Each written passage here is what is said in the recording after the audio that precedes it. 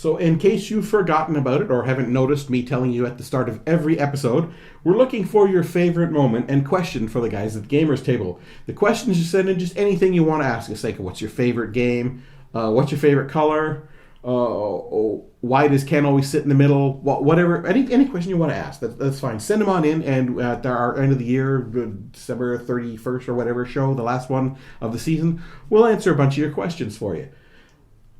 And also, we're still looking for your favorite moments that we'll also put into the show at the end of the year. I'm moving it to the show at the end of the year because we want to have more time for you to get more favorite moments in. So what you need to do is send us an email to thegamerstable@hotmail.com with, if it's the main show or the indie show, what episode it was, say episode 15, and roughly the time, like at 2:25 when, Chris threw all the dice across the room and they fell over and it was really funny. Or something. Whatever your favorite moment happened to be. Send that in to us. We'll compile the most popular ones and show you the top 10, along with our favorite moment from the shows over the years. And we will draw a few names out of all the people who've sent entries in. Here, you're hearing this part. You're not only getting stuff on the show, we're drawing names out of all the people, and you'll get a Gamers Table prize pack. That'll include buttons and fridge magnets and a game or two, and possibly some other stuff, all signed by the guys at the Gamers Table, because that's going to be worth something. So send in the questions, send in the favorite moments, do it, and expect to see them on our end of the year show. Thanks. And now here's the episode.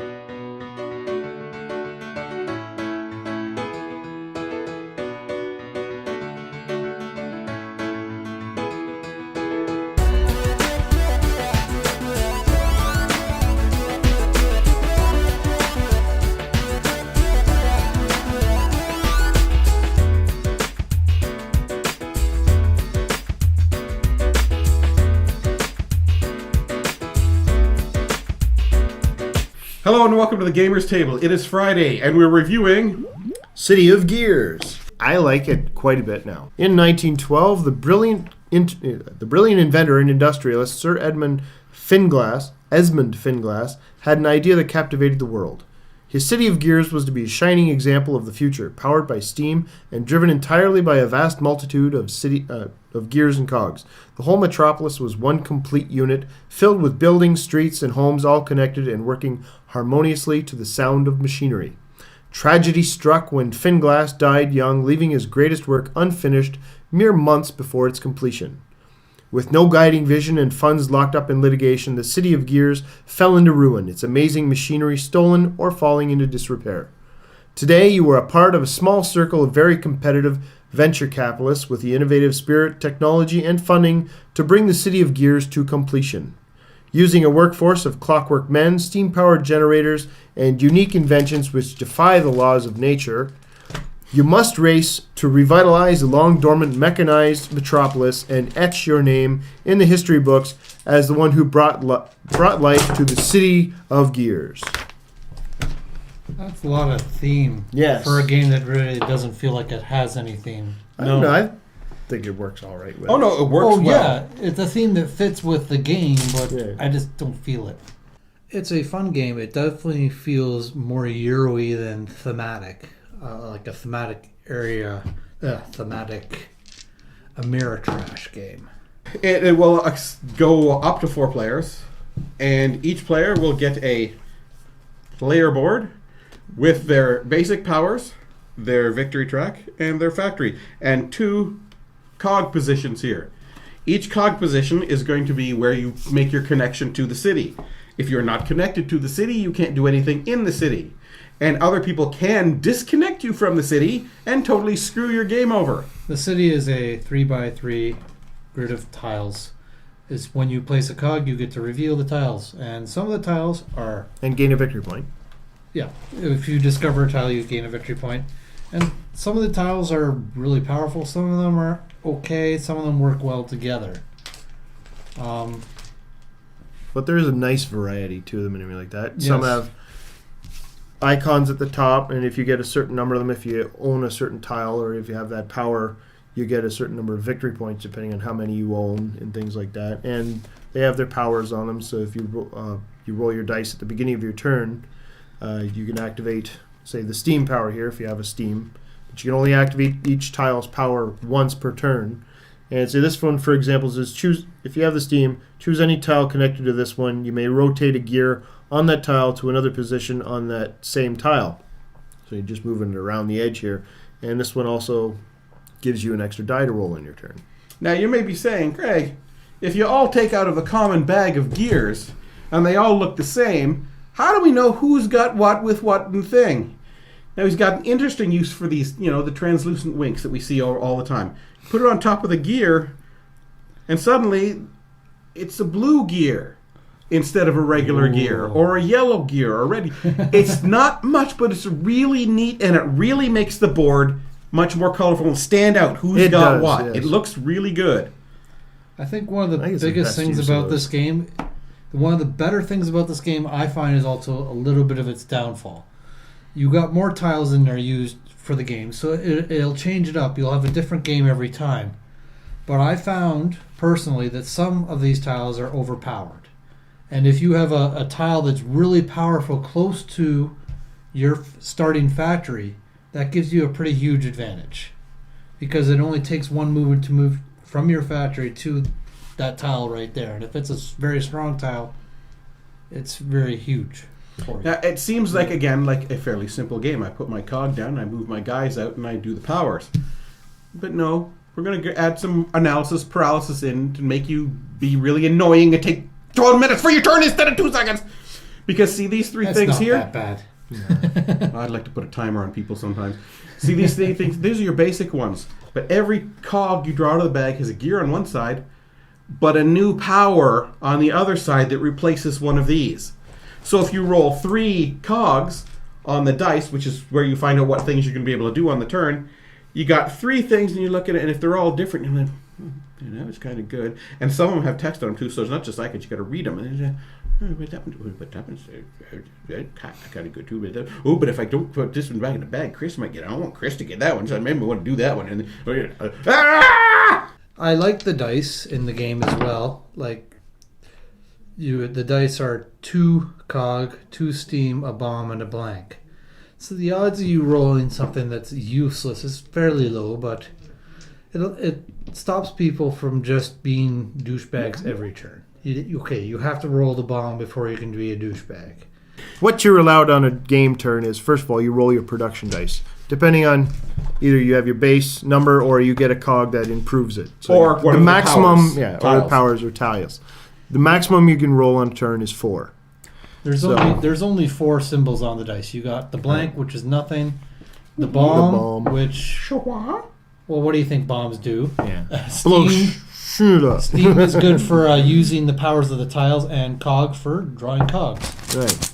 And when these actions you can perform in any order. So you draw gears and place one, gears and place one, move your workers, activate steam powers, and then sabotage other players. That's the bombs. And then you check for the end game conditions, which are...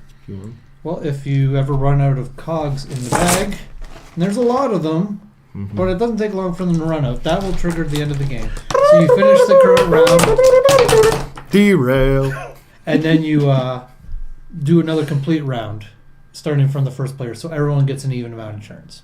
The douchebaggery hits pretty hard in this game. You can really screw around with the other players very heavily in this game if you roll well. You don't get an instant win if you connect them all, though I think you should. Yeah, it's pretty difficult to do, but it triggers the end game, and it's still whoever has the most victory points into the game wins. Yes, so you could trigger the end game and still lose. Possibly, yeah. But that's what happened to you, isn't it? Yeah. But I was not in any position to win at that point either. Yeah. It's not like it was close. Yeah, so you get your workers, your mechanized units you move around the board on. You get a bunch of winks to color your cogs as you're putting them down. You've got an excess of them, as nice, and you got one little joystick in here for your victory point track there. Now, this game there's a lot of decisions and stuff. There's a way of getting ahead, but there's a lot of douchebaggery in this game too. It's not so much controlled douchebaggery. The dice determine how much of a douchebagger you can be, and there's a lot of special powers that allow you to increase your ability to be a douchebag in this game. If you roll 3 bombs in a blank, I don't want to blow you guys up, but I don't really have anything else I can do. And it's still going to help me, stop you from winning the game. Well, yeah.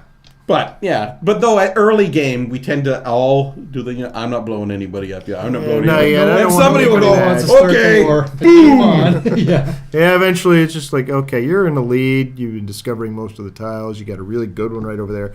Sorry, but I got to blow you up. Wrapping up for City of Gears. Theme is steampunk theme. It's got a great backstory to it.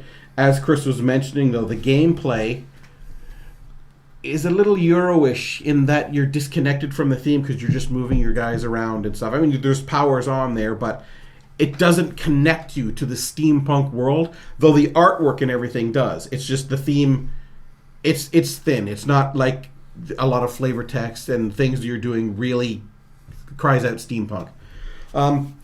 Easy to play, pretty much. I mean, everything you need to do is dictated by the dice and the draws of the cogs and what the board's configuration is in that game. It's all printed out there. You're never wondering about that. Fun to play. Yeah, it's a huge, giant douchebag festival of douchebaggeriness. But that's what this game is about. It's a screw over as many people as possible to be in charge. Bully! I say, what's up? Fun, take you, blow up your man, haha! That's what it's about. That's all it's about. The steampunk idea of I need to be in charge and I'm going to do it with panache and flair. I give City of Gears an 8.5. It's a game you should get. Yeah, I like this one quite a bit. I like it more than what I did initially, but yeah, we're playing it correctly now and everything like that. We got in contact with the owner there, or the author, and he did clear things up, so as it works, it works really well. Now, there are some things like, obviously, right now, until he puts out a new rule book or something like that, there's going to be questions. Even if people haven't seen this, they're going to ask the same questions we did initially. Tile placement, there's a great variety of the tiles and some really nice powers and stuff. Some are really powerful, and if you can keep them, or if you get them in front of you at the start of the game and you keep the other guys away from them, they will probably unbalance the game a little bit. But, if the guys are persistent and they get a good bunch of powers themselves, they can turn the tide in their favor in that, and it all works out. So we get some fairly interesting games, and they're quite varied. The artwork and everything is very nice. The whole game design overall is excellent. The components are really good. I think this is the best use of the winks that I've seen yet, coloring the cogs.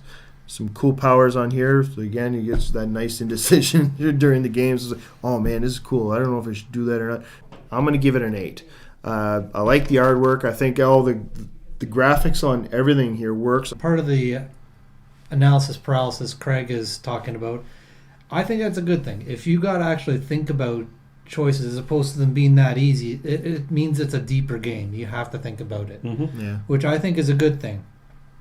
And what I said earlier about the tiles, how the tiles get placed randomly, I think can really impact the game. If all the players are of equal skill, it'll come down to how close they are to the proximity of their factory and how quickly they can get their guys out and use all the abilities. There's definitely the douchebaggery is hard hitting in this game. If you get hit, it hurts in this one, especially when it's dealing with your cogs, like destroying your cogs or replacing your cogs with somebody else's cog. Like that's pretty painful. It's really, really hard, I think, to get the end game condition where you connect all the tiles to your factory, because as you can see, there's only 2 cog connections for each direction. So once 2 people go there, you don't have a chance of connecting it in that direction. From that direction. So it can be pretty difficult to do that. I give City of Gears a 7. So that's it for this episode of the Gamers Table. Independent edition. Tune in next week where we review another game. Because that's what we do. And if you like this episode, click the like button below. Be sure to subscribe if you haven't already. You can connect with us on Twitter. You can connect with us on Facebook. You can send us an email at thegamerstable@hotmail.com. Or you can go to the www.thegamerstable.info and watch all of our videos. And even buy some cool stuff like buttons and fridge magnets, beer steins and glasses and things like that. So check it out.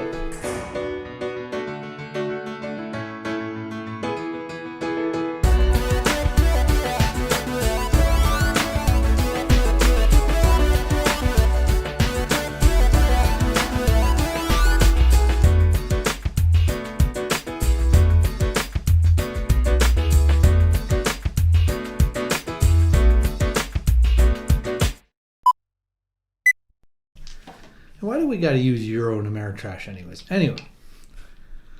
Wow, I'm sidetracking myself. Let's quick switch chairs. We used to do that in the early ones, back when we couldn't actually come up with comedy. So that's it for this episode of the Gamers Table. Come up with comedy? Yeah, there's a blooper right there. All right. It's like, what? That edit didn't work. Hold on. So that's it for this episode of the Gamers Table Independent Edition. Tune in next week where we review another game. Because that's what we do. Or try anyway, right? And if you like this episode, click the link button down below. Be sure to subscribe if you haven't subscribed already. You can connect with that fucking Daka-Dicka-Doo. Shit. You send a message very carrier pigeons and smoke signals too. Or owl. Mm-hmm. Yeah. Skywriting. Ooh. Oh, that sounds That'd be cool. fancy. But I'll give City of Gears a 7. So that's it for... Fuck!